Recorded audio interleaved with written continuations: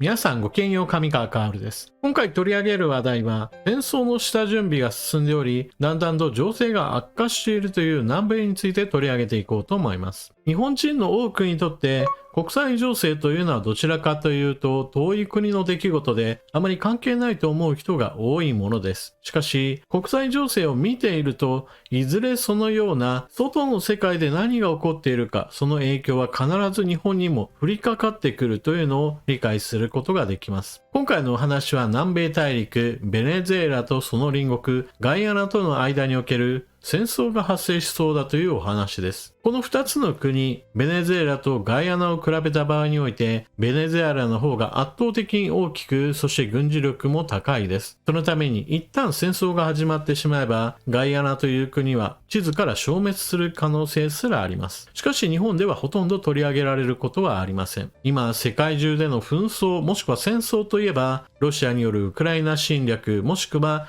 イスラエルにおけるガザ地区での戦闘がメインであり、それ以外についてはニュースで取り上げられることもまあないというのが状況だからです。さてそれでは南米大陸新たな戦争の種について見ていきましょう。ベネズエラ、隣国の3分の2併合へ法案、ガイアナ反発、安保理に訴えも。南米ベネズエラ政府は5日、隣国ガイアナのエセキボ地域を自国領とする法案をまとめた。同地域をベネズエラ領とすることに 95% が賛成した3日の国民投票結果を受けた措置。左が地図です。ベネズエラの隣にガイアナという国があり、エセキボ地域はガイアナの領土であり、ガイアナの国民が今も住んでいます。ベネズエラのマドロ大統領は、ガイアナの領土をもはや自分たちのものだと主張し、それを確定づけるかのように自国領内において新たな地図を作成しました。そして行政区を設定したり、この地域を守る軍隊の担当部隊を決めるなど行政手続きを加速させています。反発するガイアナは国連安保理に訴えることも辞さない構えで、両国間の緊張が高まっている。法案はグヤナ・エセキバ州の創設を規定。ベネズエラのマドロ大統領は閣議で法案を国会に提出する方針を示すとともに、油田が確認されたエセキボ地域での採掘許可を国営石油会社は速やかに出さなければならないと強調した。エセキボ地域はガイアナの国土3分の2超を占め、同国の人口80万人のうち12万5千人が居住。国際司法裁判所 ICJ は同地域の現状変更につながる行動を控えるよう促す判断を下したが、ベネズエラはこの問題に関する ICJ の管轄権を認めていない。一方、ガイアナのナンドラル法相は AFP 通信に対し、ベネズエラが国民投票の結果に基づく行動を起こした場合、国連安保理に訴えると表明。国際平和と安全保障に関する国連憲章の条項を挙げ、ICJ による決定履行を支援するため、安保理は国連加盟国による武力行使を承認することができると強調した。ベネズエラが隣国に攻め入るかもしれないと私が危惧している理由というのは、軍事力の均衡が全く取れていないからです。ベネズエラは人口2800万人、一方で隣国のガイアナの人口は80万人です。軍事力の比較をしてみましょう。ベネズエラの兵士が12万人いるのに対して、ガイアナでの軍事力として兵士は3000人しかいません。そしてガイアナのこの3000人の兵士は、警察に少し装備を付け足したぐらいの程度のものであって、ベネズエラに比べればその軍隊の規模は非常に小さいものです。そして、ベネズエラの装備品に注目すべきでしょう。ベネズエラは反米政権であり、そのため、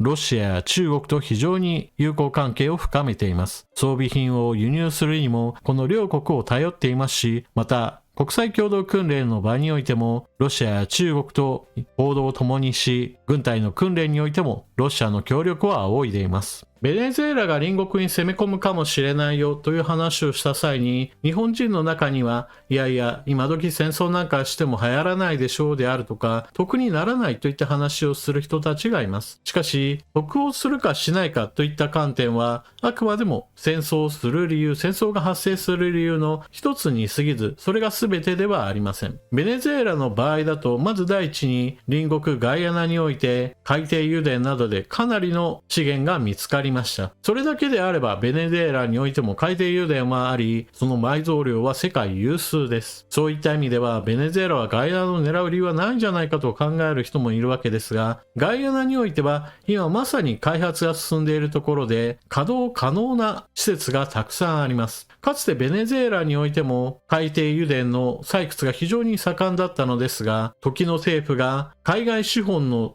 開発会社の設備などを接収するなど、かなり強引なやり方で外資を追放するなど無茶苦茶な政策を取ったがために、施設の更新もままならないなどといったかなり馬鹿げた自滅政策を取りました。ですから今ガイアナに攻め込めば、今まさに使える施設があるんだからこれを没収するということが一つ略奪経済的にはあり得るという考え方があるのです。また今の国際情勢下において国連に訴えるといった話はもはやベネズエラを止める理由としては全く力を持たないものです。なぜならば国連常任理事国の一つロシアが今まさに侵略戦争を実施中で、もしもベネズエラがガイアナに攻め込むぞとなれば、むしろプーチン大統領としては大賛成でしょう。なぜならば国際情勢が荒れれば荒れるほどロシアによるウクライナ侵略に構っている暇がなくなるわけで、それに伴ってアメリカなどが特に自分たちの裏庭南米において戦争なんかを起こすなといった具合にしてベネズエラへもしも注目が集まるようであれば、ますますウクライナ支援のその質量が下がることによりプーチン大統領としては戦争をしやすくなるのです。一方でベネズエラの方にしてみても、今まさにイスラエル情勢にかまけているアメリカの姿を見れば、こちらの方に全力で向かってくることはないだろうという算段を立てる可能性も十分あるわけです。そして軍事力の比較も行いましたが、実際に攻め込もうとなればベネズエラ軍にとってはガイアナの軍隊というのは蹴散らすことが非常に簡単な程度の規模しかありません。そして軍隊だけではなくその後の開発についても少し注目すべき点があります。海底油田を発見し採掘を行うその主力としてはアメリカの石油開発会社エクソンモービルの名前があるわけですが、現在の開発にも一部ではありますが中国の会社も加わっており、たとえガイアナを攻め込んで外資を追い払ったとしても中国の会社にその採掘活動を継続させる可能性というものがあります。そうなれば中国もまた黙って見ているだけで自分たちに権益が転がり込んでくるという少し美味しい目を見ることから、国連常任理事国のうちロシアと中国、この2つの国がベネズエラの動きを制止しない可能性があるわけです。このようなことになっている背景としてはやはり国際情勢として侵略を行っている国があり、その侵略を行っている国を今の国連が止められていないという現実、さらにはイスラエル情勢のこともあって今まさに軍事力を行使して他の国を襲撃することにデメリットとなる要素がどんどんとなくなってきているということが挙げられます。そしてこのことはアジア情勢にも直接跳ね返ってくることです。ヨーロッパでロシア、ウクライナ、中東でイスラエル情勢、南米でベネズエラ、このように各地において戦争、紛争などが起これば、アジアで何かあったとしてももはや多くの紛争の中の一つにしか過ぎないといったことから、より日本は他の国からの援助や応援といったものを受けられない可能性が高まるわけです。安全保障問題を考えるときには必